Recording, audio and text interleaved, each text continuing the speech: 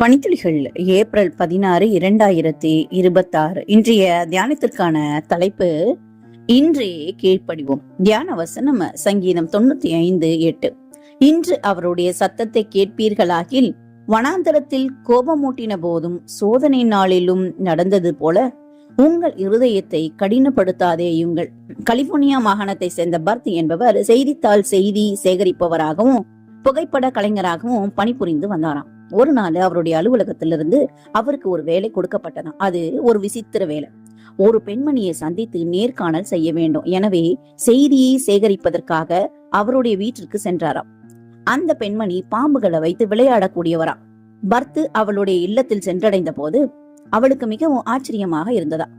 மிகவும் வசதியாக இருக்கக்கூடிய ஒரு பெண்மணி ஏன் இப்படி ஒரு பெரிய விபரீத விளையாட்டை விரும்புகிறார் என யோசித்துக் கொண்டிருந்தாராம் பர்த்.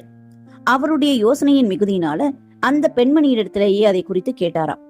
அவர் கேட்டபோது அந்த பெண்மணி சொன்னாராம், எனக்கு எல்லா வசதியும் இருக்கிறது, இந்த பாம்புகளை வைத்து சம்பாதிக்க வேண்டிய அவசியமே எனக்கு இல்லை. ஆனா எனக்கு இது பிடித்திருக்கிறது, இதை எப்போது விட வேண்டும் என்று நினைக்கிறேனோ அப்போது என்னால் விட முடியும் என கூறினாராம். இப்படி பேசிக்கொண்டிருக்கையில அந்த பெண்மணி ஒவ்வொரு பாம்பாக எடுத்து அதனோடு விளையாடக்கூடிய புகைப்படங்களை பர்த் எடுத்துக்கொண்டிருந்தாராம்.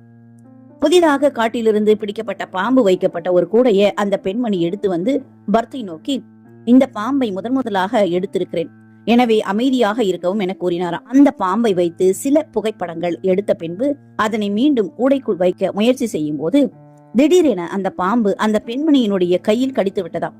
வேகமாக அந்த பாம்பை கூடைக்குள் வைத்த பின்பு பர்த்தை நோக்கி, அந்த அறையில என்னுடைய மருத்துவ உபகரணங்கள் உள்ளது, அதில் விஷத்தை முறிக்கும் மருந்தும் உள்ளது, அதை எடுத்து வரும்படி கூறினாராம். பர்த் வேகமாக சென்று அதை எடுத்து வந்தாராம்.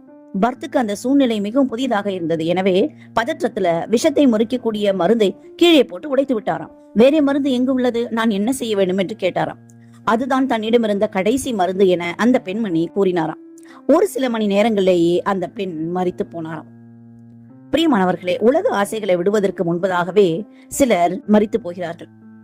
நாம் விரும்பும் போதல்ல, நம் இருதயத்தில் ஆவியானவரின் சத்தம் கேட்கும் போது உடனடியாக கீழ்ப்படிய வேண்டும் என்று நமக்கு அறிவுரை சொல்லப்படுகிறது. காலம் இனி செல்லாது. நாம் மனம் திருந்தி குணப்படுவோம், தேவனிடம் செல்வோம், தேவன் நம்மை ஆசீர்வதிப்பார். இந்த நாள் உங்களுக்கு இனிய நாளாய் இருக்கட்டும்.